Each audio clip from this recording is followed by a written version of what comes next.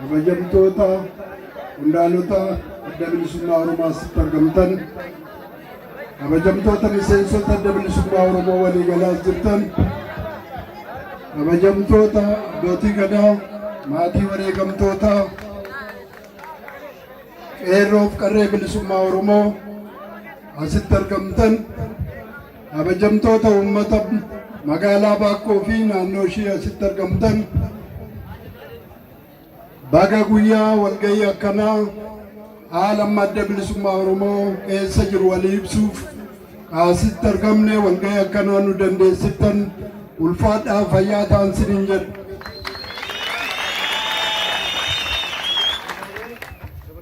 Walgahii irraa ka dhufneef yaada gabaabaa tokko walii ibsuuf. Sunis addi bilisummaa Oromoo eegaa boordii filmaata biyyoolessaa irraa eeyyama argatee haala itti fuula dura addi bilisummaa Oromoo socho'uu danda'uu fi waan gochuu qabuun asitti gabaabsee isiniif ibsuufan asitti argame. Nuti akka dhaabaatti adda bilisummaa Oromoo eeyyama akka dhaabaatti biyya kana keessa socho'uu nagaan sochoonee qabsoo keenya karaa nagaa deemsisuudhaaf eeyyama argannee guyyaan xiqqoo bubbuleera. Godinaalee biraa keessas akkanuma sochoonee haala keessa jirru ibsaa turre. Ammas simbira kan dhufeef kanuma isin ibsuuf jechuudha. Eega filmaata eeyyama argannee ammaan boodatti miseensa adda bilisummaa Oromoo hundi bifa bilisa ta'een sodaa tokko malee socho'ee uummata isaa ijaaree filmaata biyyoolessaa fuula dura keenya kan ganna keessa dhufuuf hundi qophaa'uu qabna. Hin sodaannu yoon jedhu nuti qabsoo karaa nagaa gaggeessu eega gallee kaasee seeraa fi haala qabsoo karaa nagaa nu gaggeessisu guuttannee seera biyya kanaa keessatti hanga sochoonutti sababni sodaannuuf tokkollee hin jiru. Hin sodaannu yoon jedhes immoo seera biyya kanaa cabsina jechuun miti. Akkuma eeyyamni nuu kennamee seera ittiin sochoonus haala kabajuu qabnus naamusa eeguu qabnus isa waliin boordiin filannoo biyyoolessaas ta'ee heerrii fi seerri biyya kana kabajnee kabachiisnee nagaadhaan socho'uu nu gaafata jechuudha. Akka fakkeenyaatti amma walitti bu'iinsa isinii fi poolisa gidduutti xiqqoo ture kun silaa nuun barbaachisu ture. Qabsoo karaa nagaa gaggeessina eega jennee qabsoo karaa nagaa. Poolisoonni bulchitoonni naannoo kanaas nagaa biyya kanaa eegsisuu fi qabsoo karaa nagaa eegsisuu irratti gaafatama ni qabu. Isaaniinis seeraan gaafannee naamusa keenyas kabajnee isaanis kabajnee waliin hojjechuu malee walitti bu'iinsa adda ta'e tolchuu hin qabnu jechuudha nu lamaan gidduutti. Poolisoonni kunis ilmaan Oromiyaati, bulchitoonni as jiranis ilmaan Oromiyaati. Namuu akka dhaaba isaatti siyaasa isaa, imaammata isaa, karoora isaa fuula dura ibsata waan ta'eef isaanis qaama mootummaa qofaa eegumsa otoo hin godhin qaama dorgomtoota morkattoota isaa waliin morkanillee eegumsa gahaa gochuu qabu jechuudha. Nutu gaafatama isaanii jala jirra. Sochiin keenya gaafatama isaanii jala jira. Kanaaf ilmaan Oromiyaa guutuun walitti bu'iinsa lola hokkara otoo hin taane wal ijaarree ijaarsa qulqulluun ka jeequmsa hin qabne nutis akka adda bilisummaa Oromootti imaammata keenya ibsannee dhaaboliin biroos imaammata isaanii ibsatanii filmaata dhufu abbaan moo'e mootummaa bulcha jechuudha. akka kanaan dura akka bara Tigree waggaa 27 biyya keenya qawweedhaan qabatee bulche har'as qawweedhaan doorsisee biyya kana bulcha ka jedhu yoo jiraate of gowwoomsuu ta'a jedhu. Kaleessas qawween doorsifamnee humnaan biyya keenya cabsanii bulchanii har'a gaafa isaan karaa irraa goran immoo qaamni fedhayyuu yookaan dhaabni fedhayyuu humnaan biyya kana bulchuu hin danda'u.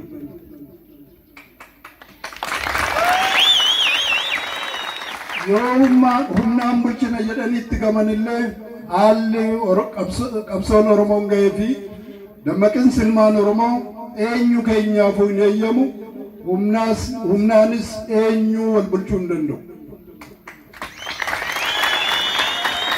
Qabsoo karaa nagaa fi dimokiraasiin sochoonu keessatti fuula duraayis qabsoo karaa nagaa fi dimokiraasiin sochoomu keessatti namuu haqa uummata isaatii qabatee dhiyaatee sana keessa qulqullummaadhaan dhiyaannee warri dhugaa yookaan warri ummatichi filate abbaa fedhe haa filatu Oromoon, dhaaba fedhe haa filatu, nama fedhe haa filatu.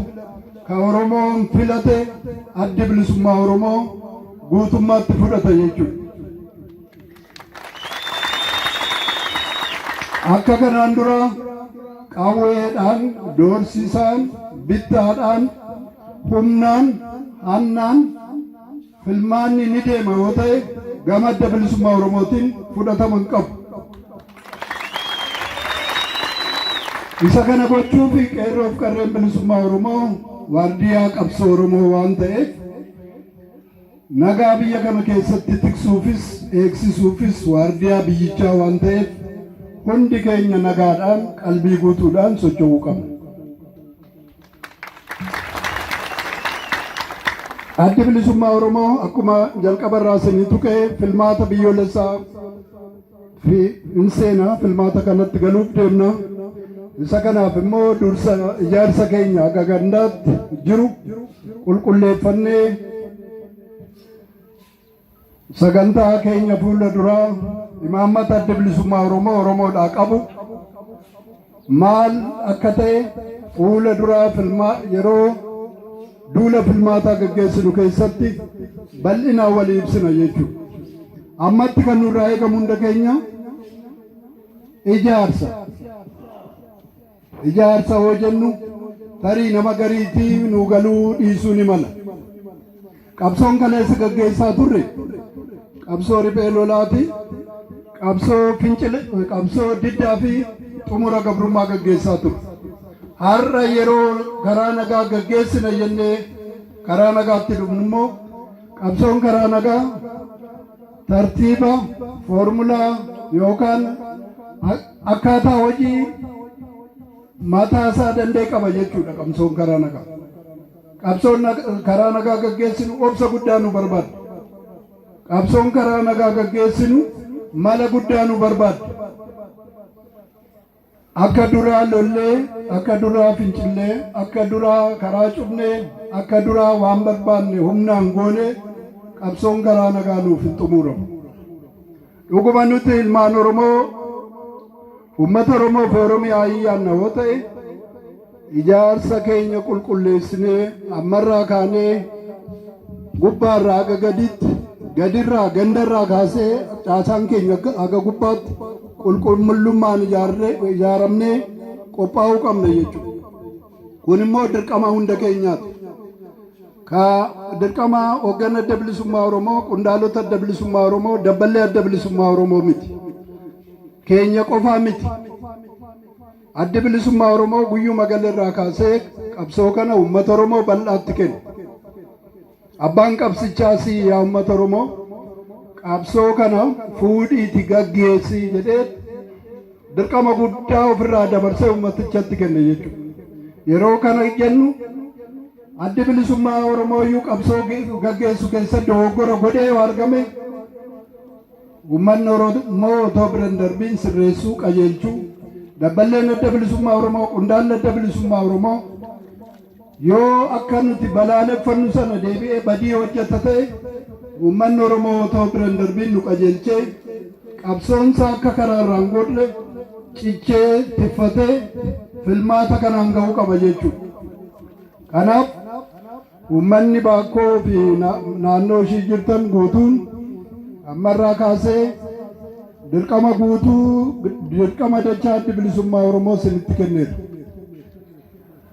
Uummata keessan akeeka isaatiin ga'uu barbaaddan ammarraa kaasaatiin murannoodhaan qabsoo keessan ijaaraa. Yoo uummanni keessan ammas gabrummaa jalatti akka kufu barbaaddan harka maradhaatii taa'a. Kan nurraa eegamu akkuma duraan isiniif tuqe amma mala nu barbaada, sammuu nu barbaada, hojii nu barbaada, ijaarsa nu barbaada. Warri ijaarame hin kufu, maaliin nu kufuu hin dandeenyu. Miseensonni adda bilisummaa Oromoo ka durii caalaa deeggaraan adda bilisummaa Oromoo ka durii caalaa hojii guddaa dirqama guddaa isin eeggata jechuudha. Akka amma jirtanitti akka amma jirrutti qabsoodhaa hojjennee uummata Oromootiif dhugaa hojjennee of gowwoomsine. Amma akka of ilaalaa jirrutti qabsoo hojjetaa hin jiru. Amma qabsoo karaa nagaa gaggeessina. Qabsoo karaa nagaa gaggeessinu sababni ijaaramnee filmaataan qophoofneef waa tokko illee hin jiru. Garuu taliisummaa waan qabnuuf akeeka uummata keenyaa dhaabanne kana xiqqoo dagannee waan jirruuf gariin keenya ciccinee qabsoo keenyatti fufnee xumuraan ga'uun dirqii nutti ta'a. Isa kanaaf immoo hundi keenya yoo qophoofne malee, hundi keenya yoo wal gargaarre malee, hundi keenya yoo wal qajeelchine malee gartuun tokko namni tokko yookaan namoonni yartuudhaan qabsoon kun fiixa ba'uu hin danda'u. Hundi keessan of gaafadhaa. Qabsoo gaggeessaan jira, hojjedhaan jira laata jedhaati mee of gaafadhaa. Irra guddaan keenya ana dabalatee qabsoo hojjetaa hin jirru. Qabsittiin dhugaa barbaaddi, qabsittiin jabina nurraa barbaaddi, qabsoon kun hojii nurraa barbaada. Hanga hojjechuu malle kana hojjetaa hin jirru. Akkamiin qabsoo uummataa fiixaan baasuu dandeenya? Nuti sirna darbe qofaa komanna. Gaafa Tigreen akkana nu goote, gaafa Amaarri kana nu godhe, gaafa immoo har'a Oromoo mootummaa bulchaa jennus Oromoon kana nu godhe miti. Nu hojjennee argamnee dursinee argamnee filmaata dhuftuuf uummata keenya qopheessinee filmaatatu gargar nu baasa jechuudha. Akka ammaa jirrutti addi bilisummaa Oromoo dhaabota Oromoo hunda waliin keessattuu dhaabota sadii walii galtee godhee jira. Gaafa duraa gaaddisni Oromoo tokko ijaaramee gaaddisichi akka yaadamellee yoo fiixaan ba'uu baate yookaan fuula duraas kan tattaafatamaa jiru dhaabonni jiran qabxiilee Oromoo fi Oromiyaadhaaf irra jiramu jedhamee irratti hojjechuu gamtaan hojjechuu qabna jenne qabxiilee 14 kaawwanne isa kana irratti tattaafachuu yaalleera. Eegasiis immoo addi bilisummaa Oromoo filmaatatti yoo dhiyaatu qofaa akka dhaabaatti qofaa dhiyaachuurra dhaaba KFO fi PABO waliin walii galtee tokko gooneera. Walii galteen goones bittinnee filmaataa dhiyaachuurra gurmuudhaan waliin filmaataan dhiyaachuu nu wayya. Isa kana immoo fuula dura akkamiin dhiyaachuu akka malee walii galtee keenya fuula dura inni jabeessina ka jennu boordii filmaata biyyoolessaatti yennoo keenya galfanne yeroo gabaabaa keessa deebii argannaatti abdanna jechuudha. Isa kanaaf miseensota KFO PABO waliinis walii galtee waan hojjennuuf walii galteen kun walii galtee dhugaa ta'uu qaba. Walii galtee jallinaa, walii galtee cubbuu qabu, walii galtee uummata Oromoo boolla buusu addi bilisummaa Oromoo tokko illee fudhachuuf hin ta'u.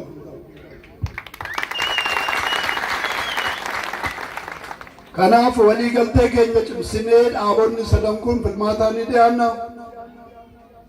Dhaaba mootummaarra jiru waliin illee hanga danda'ametti walii haasaa jirra, fuula duraanis walii haasofna. Sababni walii haasofnuuf isaanis ilmaan Oromooti. Biyya tokko qabna, uummata tokko qabna. Hanga danda'ametti badiin kaleessa hojjetame, badiin kaleessa Oromoo irratti hojjetame deebi'ee hojjetamuu hin qabu jennan. Badiin kaleessa Oromoo irra raawwatame, yakki uummata keenya irra, uummataa fi Oromiyaa irratti raawwatame amma irra deebi'uu hin qabu. Kanaaf ilmaan saba kanaa hundi walaa isaanii wal dhabbii otoo nuumiin garaagarummaa kaayyoo qaban tiffatanii waan irratti waliin hojjechuu dandeenyu, waan nagaa, waan qulqullummaa, waan biyya keenyaa ta'u, waan saba keenyaa ta'u waliin hojjechuu dandeenyu. Kana malees sabaa fi sablammoota biyya kana keessa jiran warruma akka keenya cunqurfaman hiree murteeffannaa uummata Oromoo warra fudhatan waliin gara dhaaba 12 waliin waliigaltee godheera addi bilisummaa Oromoo. Isaan kana waliinis waliigalteen keenya yoo xumuramee qulqullaa'ee filmaata dhufuu irratti waliin filmaata seenna jechuudha. Yeroon kana jedhu addi bilisummaa Oromoo sabaaf sablammoota akkuma Oromoo cunqurfamaniif kabajaa guutuu kenna. Akkuma keenya mirgi isaaniis akka eegamu barbaada. Uummata Oromoo gidduu warri jiran saboonni adda addaa, sabaaf sablammiin adda addaa addi bilisummaa Oromoo akkuma Oromoo mirga isaanii kabaja. Kana irraan deebi'ee dubbadha. Sabaaf sablammii Oromiyaa keessa jiru yaaddoo garaagaraa yeroo adda addaa kan nutti ka'u. Addi bilisummaa Oromoo saba biraa hin jaalatu jedhanii warri maqaa nu hadheessan akka nu hadheessan sanaa miti. Hundi keessan kan hubattan Oromiyaan sabaaf sablammii hedduu garaa ishiitti hammattee jirti. Oromiyaan hollaas guddoo qabdi. Kanaaf saboota nu gidduu jiran hundayyuu akkuma mirgi keenya akka eegamu qabsoomnu mirgi isaanii guutuu akka eegamu barbaanna. Nuti qabsoomne sirna irratti malee nam tokkee gartuu uummataa addi bilisummaa Oromoo jibbees hin beeku, jibbuufis hin ta'u. Filmaata amma jiru akka biyyoolessaatti waan dorgomnuuf sabaaf sablammiin biyya kana Oromiyaa keessa jiru hundi miseensa fi deeggaraa adda bilisummaa Oromoo ta'uu danda'a. Miseensa ta'uu danda'u, deeggaraa ta'uu danda'u yoo fedhii qabaatan. Addi bilisummaa Oromoo mana Oromoo waan ta'eef waajirri adda bilisummaa Oromoo asitti baname qe'ee Oromoo waan ta'eef Oromoo hundaa walqixa tajaajila jechuudha. Yeroo garii waan ni sodaatamu warri sirna mootummaa irra hojjetaa jiru addi bilisummaa Oromoo yoo mootummaa qabate haaloo kaleessaa nutti ba'a ka jedhanii yaaddaan illee jiru. Addi bilisummaa Oromoo nuti hanga'uu fi miti uummata keenya hangeessuu fi jennee qabsoomna yeroo hunda himna. Tarii waan nu dubbannu kanatti nama namnee fi nu batamne ta'a malee uummanni Oromoo hundi nuuf walqixa. Inni sirna fedhe keessaa jiraatu bulchiinsi dhugaan hojjetu garullee bulchiinsa dhugaa Oromoo ta'a. Bulchaan dhugaadhaan har'a uummata isaa tajaajilaa jiru boris uummata isaa hin tajaajilu.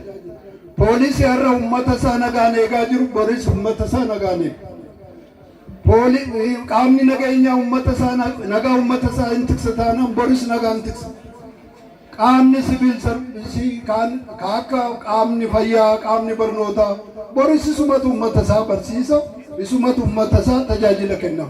Kanaaf addi bilisummaa Oromoo yoo mootummaa ta'e eenyumaafuu yaaddoon ta'u jechuudha. Sabaaf sablammii biyya kanaa Oromiyaa keessa jiraniis yaaddoon ta'u, ilmaan Oromoo caasaa fedhe keessa jiraniis yaaddoo tokko illee hin ta'u. Ilmaan Oromoo hunda hammatee ofitti qabatee yoo badii qabaate jaarsa Oromoo jira, abbootii gadaa Oromoo jira.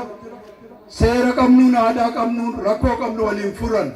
Sana alatti kaleessa kana ta'e jennee har'a wal diineffannee, wal dhiibnee ibiddatti wal oofuu hin dandeenye. Kaleessa obbolaan keenya yoo dogoggoran nuti sarara deebinee dogoggoruu hin qabnu. Hundi keenya wal taanee biyya tokko qabna, uummata tokko qabna, wal dhageenya gara Oromoof Oromiyaa ta'utti hojjechuu qabnan siniin jedhu. Dhumarratti akkuman duraan kaase qabsoo gara dhumaarra jirra, gara eegeerra. Yoo dhugaan biyyi kun nagaa taatuu barbaadame, yoo dhugaa biyyi kun qulqullummaan fi dimokiraasiin biyya kanatti haa dhufuu barbaadame, hundi keenya nagaan qabsoomnee kaayyoon keenya fiixaan hin baatu. Isa kanaaf ta'uun miseensi deeggaraa adda bilisummaa Oromoo sa'aatii kanarraa kaatanii hojiin inni kaleessa hanga ammaa hojjenne hojii quubsaa miti. Hanga guyyaa irratti ka hojjetaa jirru akka warra qabsoo sabaa hojjetutti hojjetaa hin jiru. Keessa keenya laallee ijaarsa keenya marraa kaanee jabeeffannee ji'a hagayyaa filmaata dhuftuuf ammarraa kaanee uummata keenyaa qopheessu. Kana miseensi fi deeggaraan keenyaas jirtan waadaa galtu fudhachuu dandeessu.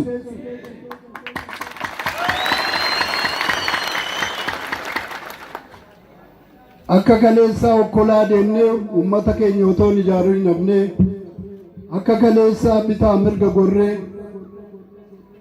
akka kaleessaa homaa miti qabsoon kun homaa nama hundaafuu hin geessi jennee tokko lamaan tarkaanfannee bakkaan hin geenyu.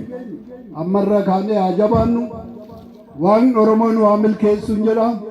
Waan caqastanii fayyaa ta'aa. Horaa bulaa.